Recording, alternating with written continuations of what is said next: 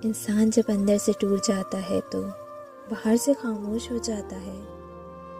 बुरा भी वही बनाता है जो अच्छा बन के जाता है।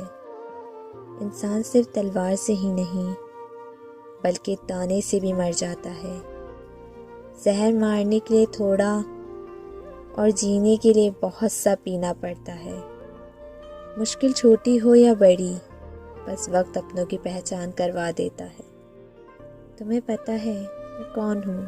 मैं वो लड़की हूँ जिसने मुखलिसी की आखिरी हदों को छोड़ा मगर फिर भी खाली हाथ रह गई।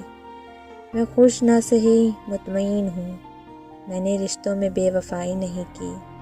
पता है जब मेरा डिप्रेशन ज़्यादा होता है तो मैं क्या करती हूँ? मैं रोती हूँ। उस वक्त तक रोती हूँ जब तक दिल का दर्द ख़त्म नहीं हो जाता। अगर मैं रो ना तो शायद मेरा दिल तकलीफ़ से फट जाए।